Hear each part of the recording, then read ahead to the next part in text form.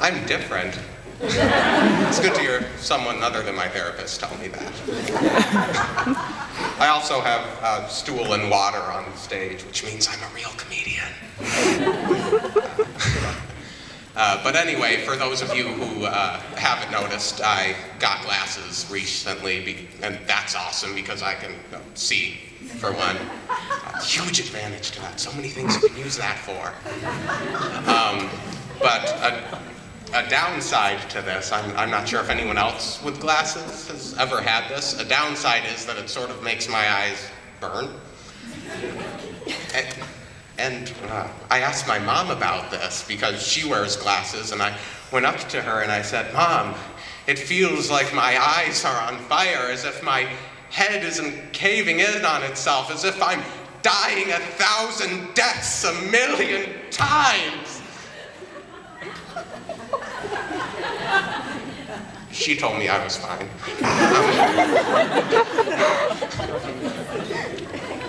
But she told me it would take about a month for my eyes to adjust to the glasses. And I was like, a month? It's like 31 days. I could probably build an immunity to cyanide in the same amount of time. But again, a huge bright side to this, again, is that I can see.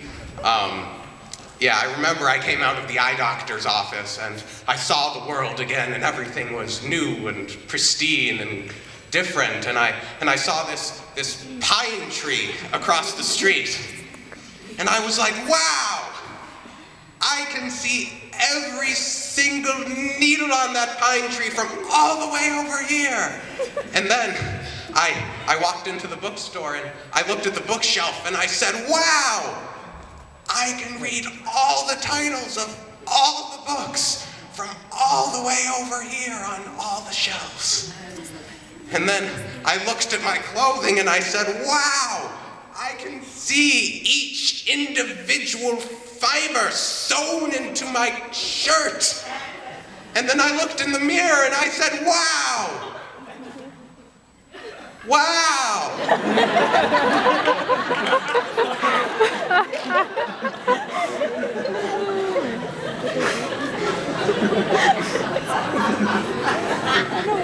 That's why I don't have a girlfriend.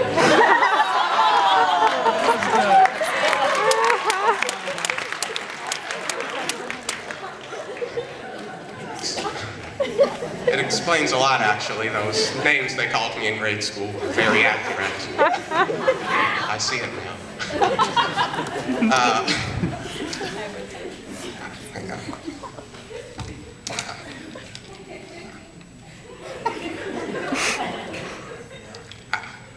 Anyway.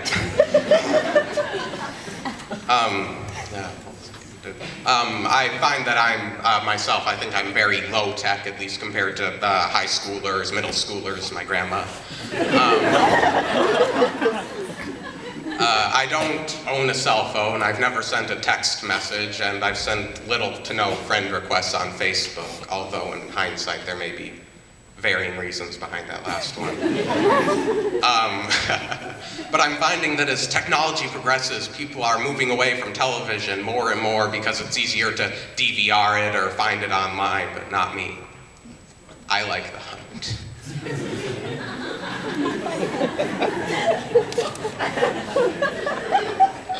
Going through the television channels and never knowing what's going to come up next. I'll be sitting there and I'll be prowling the channels one by one, and I'll comment on something and I'll say, huh, I didn't even know I wanted to know a man could eat that many hot dogs and live. Or I'll see something else and I'll say, come on, Dora!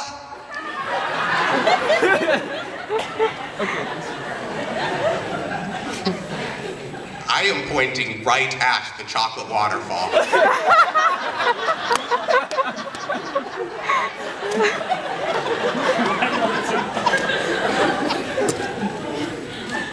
You and Boots need to start participating in this relationship or it's over.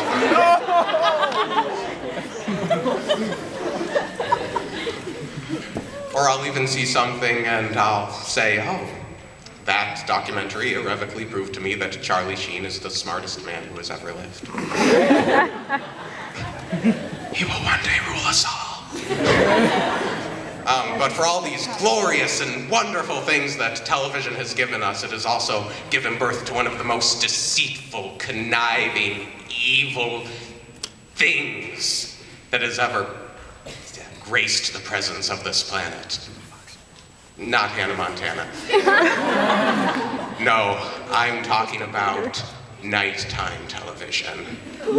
And not the stuff like SNL or Conan, no, I'm talking about the stuff that's on at 3:30 a.m. where the television companies couldn't care less what they're showing, because anyone who's watching at this hour is obviously doing nothing with their lives.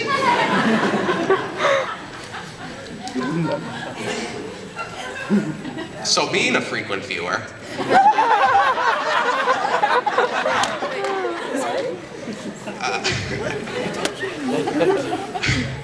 I find myself sitting there and going through the channels once more, and it's pretty much this. Infomercial.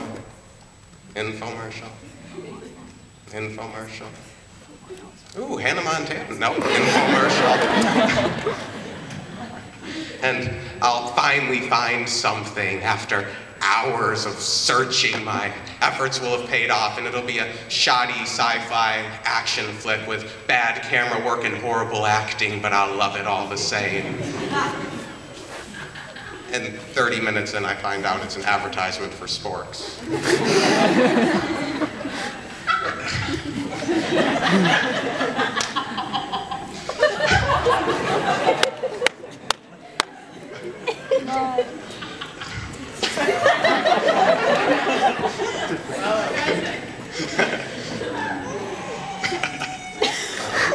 Which is another thing I hate. I hate that advertisers have to go through the television to try to sell you stuff now. I like dealing with them in person, or at the very least over the phone, because, you know, then you get to mess with them. Yeah. It'll be ring, ring. Hello? Hello. May I speak to one of your parents, please? My parents are dead. Oh, sir, I'm sorry. How could you not have known this before calling? Is this what your company does? Is this what you do for a living? Do you call children with dead parents and taunt them? I hope you're happy with your career choice, sir. Or my personal favorite, ring, ring. Hello? Hello, may I speak with your father, please? You know, you remind me of my father.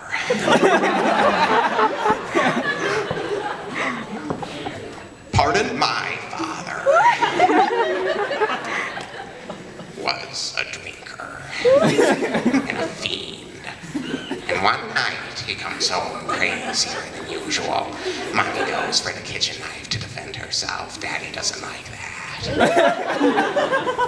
Not a one, a bed. The poor guy will be off the phone before you get to fiend. Thank you, ladies and gentlemen. You've been a wonderful audience.